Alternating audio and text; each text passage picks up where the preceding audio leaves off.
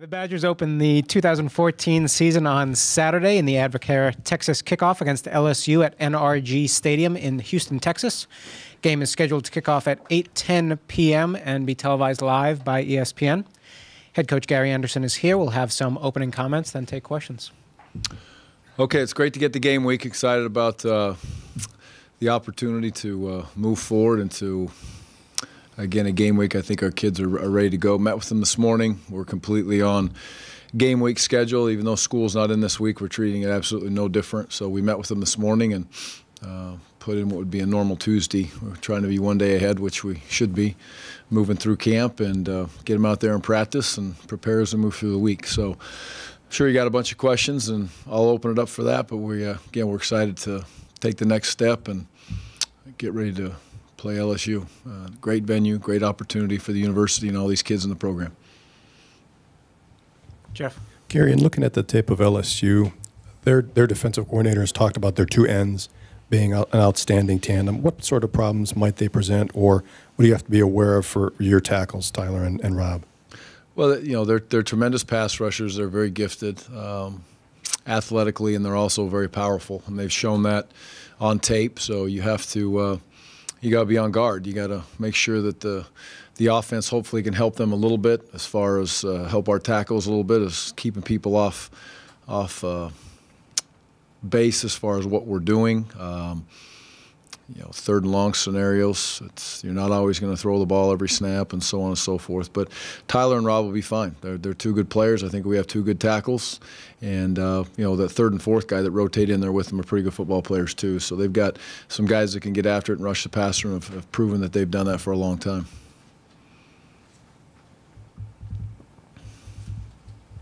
I'll get it out of the way. The obligatory quarterback question. Report is you guys have decided to go with Tanner. Is that the case? Is the decision been made? Well, it depends on if you want to follow a fake Twitter account of Tanner's, I suppose. So people want to believe whatever they want to believe. So just another social media debacle, in my opinion. It's not Tanner's Twitter. From a lot of people that phone calls and text messages I got, it's a fake Twitter account. He didn't say he was starting, but neither did the tweet that whoever did it. But at the end of the day, we're right where we were. We got two quarterbacks that I think are going to help this football team throughout the year, and whoever takes the first snap doesn't necessarily say he's going to be the guy for the whole season. We got two kids that want to compete and will continue to compete, and that's where we're going to stay with it. And you're going to hear the same thing from the coordinators. You're going to hear the same thing from the quarterbacks, and that's where we sit. Jeff. Gary, did you see enough in camp from Rafael, just whatever pressure situations you guys put him in, that you're comfortable he'll respond appropriately on game day? Yeah, I believe so, and I think Andrew can walk in there, and you know, we're going to take Jack with us on the trip too, but Rafael will hop in there and he'll have an opportunity to kick a field goal or an extra point, whatever comes his way throughout this game, and we'll see how he reacts. But I would say I completely agree with your question that he acted very positively when we put him in those settings in practice, tried to make it be as competitive, much game-like situation as possible, but until he jogs out there and does it in a real game, no one will really know how he's going to react, and you know, that goes along with a lot of other young kids. Andy. Gary, health was a big discussion topic for camp. Are your two deep guys, are they all ready to go? Any questions with regards to their health? I feel real good where we are. As far as this morning, the report that came back, and you know, I'm glad we took the precautions that we did as we got through about the middle of camp, and I wouldn't say we backed off by any stretch of the imagination, but we were being as smart as we could, and I think the trainers and Mike and his staff and Evan and his strength staff did a tremendous job of getting these kids back, and hopefully their legs are coming back, but we should be in about as good a shape as you could hope to be walking in the first game after training camp. Gary, did you make your quarterback decision right after that Monday scrimmage, that scrimmage you had last Monday, or thereabouts? Or? Yeah, within first of last week, I suppose. Not necessarily Monday, but Tuesday, Wednesday of last week, we kind of shifted gears a little bit. You know, I think it's important to make sure the kids understand, and the kids, I'm talking about the position group that's involved, understand exactly where they sit and the direction that we're moving forward as a staff. And once that took place, Coach Ludwig handled that. Like I've said many times, I don't get involved in that. I don't deem that as my job just because it's the quarterback position, and it wasn't an announcement to the team, nothing like that. So, but it was Tuesday, Wednesday, probably last week. The other thing, how do you view this game? I mean, in terms of what you can gain or lose in playing a game like this at this particular time of the season? Well, I think it's a great time to play this game. What we can gain from the non-football side as far as playing the game, it helps us in an area we want to recruit in. It helps us play an SEC opponent. It's the first game of the year. It's on national television. It's going to be, it's a primetime game. So all that stuff is great for the University of Wisconsin. All that stuff is great for the football program. On the field, I think we get a real good idea of how we stack up against one of the best programs in the country year in and year out. And, that's exactly where LSU sits, and the respect we have for them is very, very high. And you'll see a bunch of young kids competing, and we'll have a lot better idea of where we sit in the big picture as far as not just the Big Ten, but in college football in general on the biggest stage. Andy? Gary, is it a sign of the times that a lot of true freshmen are playing now, or is this just an anomaly? Because you see a lot of kids jumping early into the NFL when that opportunity comes up. Is this part of that process? I don't know. I would not think that this is typical for us. This is abnormal for what I'm used to as far as this number of kids playing. We'll have probably 11 of them that'll have a very good opportunity of getting into the first game. About 14 of them that'll travel with us, and those aren't all true freshmen, but they're freshmen. They've been here for a year at the most, so that's a large number to me. I do believe you're going to continually see a transition of more freshmen playing because of the summertime. I think the summertime really helps those kids be around their coaches, understand the scheme. It just helps them adjust much quicker, and they're in a lot better state to move forward through training camp than they would be if they just went out for their first practice, first position meeting, and all the stuff. And the early graduates have an upper hand too. They get those kids. I don't think you can look at them as real true freshmen anymore. They've been through a winter conditioning, they've been through a spring football, and they've been through a summer conditioning. So yes, they haven't played games, but they've gone through the rest of the cycle, which is a huge advantage. Gary, I know you used the start of camp a little bit different this year because you guys are so young. And do you have to handle this week at all differently than you normally would because you use the word youthful so much? Mm-hmm. No, we're right on task right now, and the way we prepare won't change at all. We've put those kids throughout camp into every scenario, every situation. They've been through a normal Monday practice, a normal Tuesday, a normal Wednesday, a normal Thursday. We've gone through a mock game.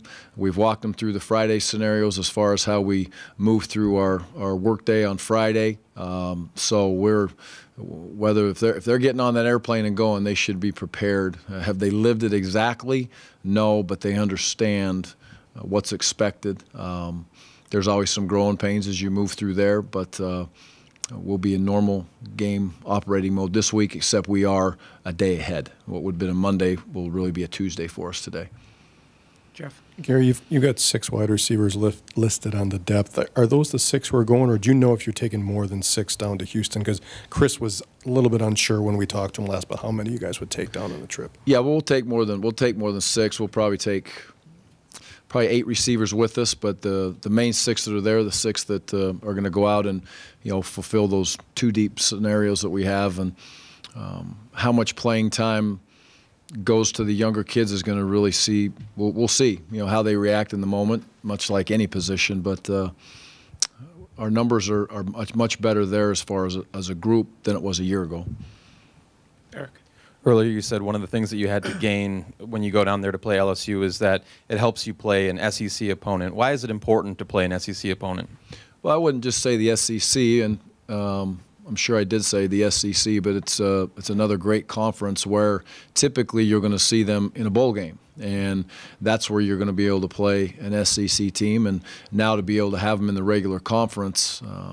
But I would say that about any of the major conferences, for us to be able to cross over once a year as a possibility is a good thing. Some people think I'm absolutely crazy when I say that, but I like it as long as it's the first game of the year and you have an opportunity to go play a team outside of your conference. It's an opportunity for the university, for the kids in the program, and to really get an idea of where you sit, kind of the lay of the land outside of the Big Ten Conference. Andy? Gary, when you were at Utah State 3 straight years, you took your team to some hostile environments and had some challenges. What is your message any different for this team? Granted, I know it's a neutral site and that type of thing, but do you have the same message to this team, or is it different? No, it'll be the same message that we always walk into. First game, I'm such a believer in controlling the emotions, and I say that from every coach to trainer to player to myself. It's walking into so much is built up on that first game, and it's been, since January 1st, I guess, since we've played a game, obviously, and so a lot of these young men, it's their first game that they've played, whether they've been in this program for 1 year, 2 years, 3 years, 4 years. Your team has to be able to take the field, be calm, be collective, be excited, which they're going to be the first game. You've got to handle your emotions. And whenever we would go on a road in a hostile environment, the key is to do what we do. Don't let other people affect you. Don't listen to everything that's going outside. Listen, it's just like practice, listening to the music. Hang out, relax, do your job, and have some fun playing the game you love to play. But, prepare. It is a business trip, and how we move ourselves through the week is going to be very interesting as we prepare for a business trip. LSU has their own quarterback competition going on. I don't know how much you know about their freshmen, but how much has that affected maybe your game preparations? Do you know enough to know if you need to game plan for kind of 2 different offenses based on who's in there? Both very athletic, and no, it has not changed versus one quarterback or the other. One thing you can do in game 1, new quarterback, you hear all the information that's coming out as far as some spread stuff and how much are they doing. You can chase a lot of ghosts if you allow yourself to. You got to be careful to understand to put in your base defense, play it well, which a base defense on paper should be able to react to any scheme and be able to handle any scheme, assuming the players get what they're supposed to get and can tackle and all that stuff. But has not changed drastically for either of the quarterbacks that we're planning on playing against. Gary, do you know Les Miles? Have you run into him at meetings, or do you know anything about him? What's your relationship with him? Tremendous respect. Do not know him very well. Met him this year in recruiting in a hotel lobby for less than 5 minutes. I would say that what I know best about Coach Miles, other than seeing his teams play, and again the respect I have for him, is Corey Raymond was my cornerback coach at Utah State, and Corey left us and went to LSU and has been there for a long period of time. And Corey has tremendous things to say about Coach Miles, which in the end means a lot to me about the type of guy he must be. Corey's a quality guy and has been there for a long time and loves working for Coach Miles. John? In recent years, this program has struggled to beat non-conference teams from the power conferences. Is that something that's on players' minds, coaches' minds with this opportunity? Yeah, I would hope not. I hope we would look at this game and understand that exactly what I've said it is. It's a big stage. It's a tremendous environment. It's a great opportunity, and it doesn't matter the conference we're playing, the team that we're playing. We know the quality of opponent. All you got to do is flip on the tape, and you'll get it. They're very well coached. They play the game hard. Their fundamentals and techniques are very, very sound, and they adjust well on game day. So, it shouldn't matter who we're playing, but we know that if you're able to get a victory against LSU, you're clearly got a victory against one of the best teams in college football year in and year out. Jim? I'm guessing, despite all of the discussion about the quarterback situation in the last couple of weeks, that Wisconsin has a reputation as a very successful rushing team, and I'm guessing that's not going to change, especially with those 2 guys you got back. Is this still a run first? I mean, you still want to establish the run no matter who's under center? Absolutely. Yeah, when you have Corey and Melvin back there, and Derek is highly involved as a fullback, and you can't underestimate what he brings to the table. You got a returning offensive line. We feel good about our tight ends. That's going to be a big question mark with our run game is, how well is Austin, Sam, and Fumagalli going to block for us? That's going to be a big question mark. But we want to run the ball first. We want to take some shots with our play action.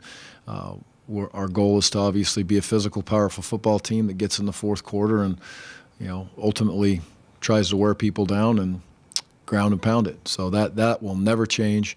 But as I spoke early, and we've said it all off season, there's some things that we want to do better. We want to throw the ball better. And again, that's not just the quarterback. That's every person that's involved in the offense that's out there on that particular snap. And we want to be able to run the ball to the edges of the defenses, with a better success rate as far as yards per carry. Eric? You've been around college football as a player or coach for the last 30 some odd years.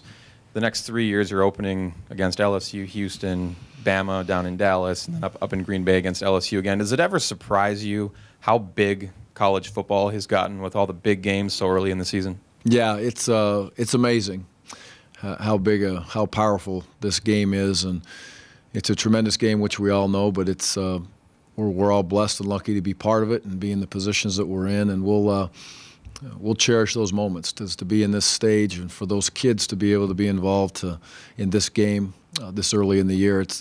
They'll never forget it, and great opportunity for them. But college football is something pretty special. I think we would all agree.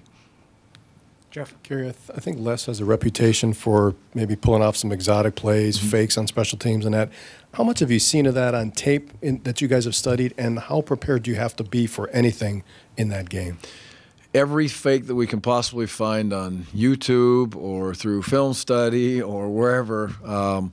Again, I go back. We're pulling up stuff from 6, 7, 10 years ago, and I don't know, maybe we're trying to outthink ourselves. Usually the fake that you really try to prepare for is probably the last one that they would ever use. But we are on guard, definitely. I would hope that they're on guard. We kind of pride ourselves on being a little edgy in those situations and potentially have some fake scenarios that we could run, and we'll run them in big-time moments. And I think that's one of the differences in these two teams is a lot of teams will run fakes, but last year and LSU's tradition and ourselves last year together for the first time, I think we've shown that we'll run a fake in a critical situation, which puts you even more on guard. Andy?